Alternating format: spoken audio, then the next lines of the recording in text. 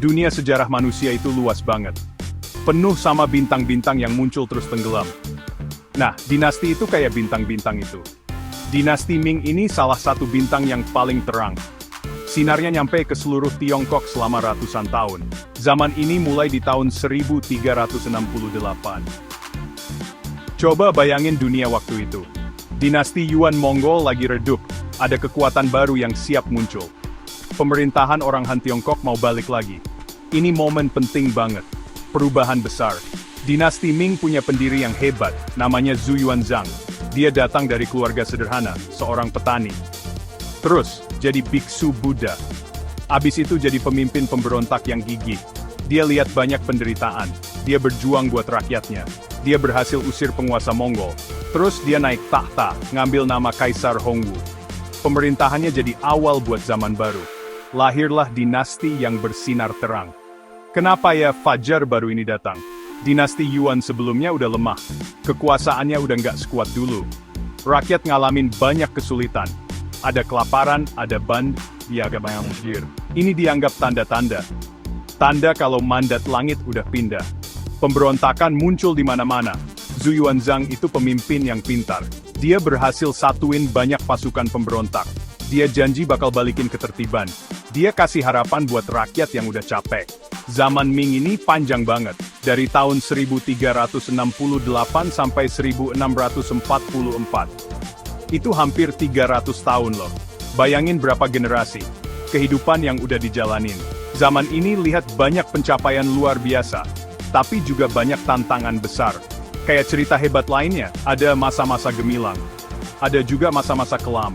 Cerita dinasti Ming ini bagian dari perjalanan Tiongkok. Dan juga bagian dari cerita kita semua sebagai manusia. Gimana caranya ngatur kerajaan segede gaban? Penguasa Ming bikin pemerintahan pusat yang kuat. Kaisar punya kekuasaan gede banget, dibantu sama birokrasi yang canggih. Sistemnya ini rumit. Ujian pegawai negeri itu penting banget. Pejabat dipilih berdasarkan kemampuan, bukan cuma karena keturunan. Hukum ditulis dengan teliti. Ketertiban jadi tujuan utama. Kerajaannya gede banget. Butuh administrasi yang hati-hati. Sistem ini jadi tulang punggungnya. Budaya pas dinasti Ming itu mekar banget. Kayak ledakan kreativitas yang dahsyat. Seni mencapai puncak baru yang luar biasa. Porselen Ming jadi terkenal di seluruh dunia. Kalian mungkin pernah lihat. Motif biru putih yang cantik, halus banget, rumit banget. Lukisan sama kaligrafi juga berkembang pesat. Seniman bikin karya-karya yang keren banget. Sastra juga embuh jadi bentuk-bentuk baru. Novel-novel epik nyeritain kisah-kisah besar. Drama populer ngehibur banyak orang. Ini bener-bener zaman keemasan buat seni. Coba lihat proyek arsitektur yang megah-megah. Sampai sekarang masih bikin kita kagum. Kota terlarang di Beijing. Kompleks istana yang luas banget. Itu jantungnya kerajaan. Rumah buat kaisar selama 5 abad. Gedenya itu bikin napas berhenti. Bayangin idenya, keahlian yang luar biasa. Tenaga manusia yang dikerahkan. Tembok besar Tiongkok juga jadi perhatian, diperkuat banget, dibangun ulang di banyak bagian, diperpanjang lagi. Karya teknik pertahanan yang gede banget. Pencapaian-pencapaian ini nunjukin kepintaran orang Ming. Ambisi mereka bener-bener luar biasa. Mereka ngubah bentuk daratan. Mereka ngasih pengaruh besar ke budaya Tiongkok. Warisan mereka yang abadi masih kelihatan. Kita bisa lihat di museum-museum di seluruh dunia. Kita lihat di kota-kota kuno di Tiongkok. Karya-karya mereka yang megah masih berdiri. Ini bukti semangat manusia. Bukti apa yang bisa kita bangun.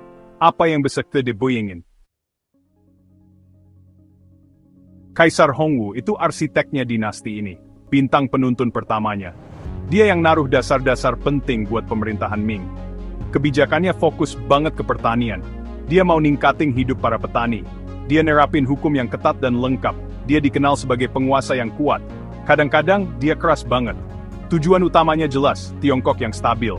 Dia mau nyegah kekacauan yang pernah dia lihat. Terus ada Kaisar Yongle, bintang kuat lainnya. Dia anaknya Hongwu. Penguasa yang punya visi dan tindakan hebat. Dia bikin keputusan berani. Dia mindahin ibu kota kerajaan, dari kota Nanjing ke Beijing. Disinilah dia nyuruh bangun kota terlarang. Dia juga biayain ekspedisi laut yang luar biasa. Armada harta karun Laksamana Zheng He yang terkenal itu. Armada ini menjelajah dunia yang dikenal, nyampe ke pantai-pantai jauh. Ini masa ekspansi keluar yang hebat. Dia pemimpin yang ambisius banget. Banyak kaisar lain setelah Hongwu dan Yongle. Pemerintahan mereka beda-beda banget. Ada yang bijaksana dan efektif. Ada juga yang ternyata lemah atau salah arah. Keputusan pribadi mereka ngasih pengaruh besar ke kerajaan. Coba lihat Kaisar Wanli. Pemerintahannya panjang banget. Awalnya penuh janji dan sukses. Tapi akhirnya malah diabaikan dan masalah makin banyak. Masalah di dalam negeri mulai memburuk. Bibit-bibit kehancuran dinasti mulai ditanam di tahun-tahun terakhir ini. Kepemimpinan itu selalu penting banget. Tiap Kaisar Ming ninggalin jejak yang beda. Kepribadian mereka ngaruh ke cara mereka mimpin. Kebijakan mereka bikin gelombang di masyarakat. Kadang baik, kadang buruk. Mereka kan manusia juga. Sama kayak kita. Punya kekurangan dan kelebihan. Cerita pribadi mereka terjalin dalam sejarah Tiongkok. Dan otomatis ke dalam cerita dunia kita. Kita bisa belajar banyak dari ngeliat hidup mereka. Kemenangan dan kegagalan mereka. Tiongkok zaman Ming itu pusat perdagangan dunia. Barang-barangnya dicari banyak orang. Sutra, teh, sama porselen yang indah. Barang-barang ini berharga banget.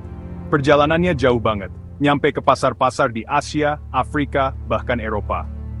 Sebagai gantinya, perak banyak banget masuk ke Tiongkok. Ekonominya buat waktu yang lama, makmur. Perjalanan Zheng He awalnya memperluas hubungan ini. Untuk sementara, Tiongkok melihat keluar. Jadi pemain global yang penting. Pengaruh budayanya nyebar jauh keluar batas negaranya. Tapi pandangan keluar ini mulai pudar. Kaisar-kaisar Ming selanjutnya ngubah kebijakan. Mereka makin ngebatasin perdagangan luar negeri. Mereka jadi curiga sama pengaruh asing, sama ancaman dari laut. Kebijakan ini dikenal sebagai Haijin, artinya larangan laut. Tiongkok pelan-pelan jadi tertutup. Apa ini kesempatan yang hilang ya? Dunia di luar berubah cepat banget. Penjelajahan dan perdagangan nyambungin negara-negara jauh. Isolasi ini akhirnya bakal ada akibatnya. Perubahan kebijakan ini penting banget. Kenapa ya dinasti Ming yang hebat ini akhirnya runtuh? Penyebabnya nggak cuma satu. Gabungan banyak faktor. Kayak badai masalah yang datang barengan. Kaisar yang lemah dan nggak perhatian ikut andil. Korupsi merajalela di pemerintahan. Kelompok Qasim yang kuat dapat pengaruh berlebihan. Masalah ekonomi mulai numpuk terus. Kelaparan parah melanda beberapa daerah. Kesulitan ini nyulut pemberontakan petani. Dan dari utara, orang Manchu terus nyerang. Dinastinya dikepung. Dinasti Ming resmi berakhir tahun 1644. Orang Manchu mendirikan dinasti Qing. Tapi warisan Ming itu gede banget. Ngebentuk banget Tiongkok modern. Budayanya yang hidup. Batas negaranya yang udah ada. Semangatnya yang abadi. Ini masa-masa yang luar biasa tinggi. Tapi juga masa-masa rendah yang penuh tantangan. Cerita dinasti Ming ngajarin kita soal kerajaan, soal sifat kekuasaan, soal perubahan masyarakat, soal luasnya dunia pengalaman manusia yang saling nyambung. Perjalanannya ngelewatin waktu bener-bener luar biasa.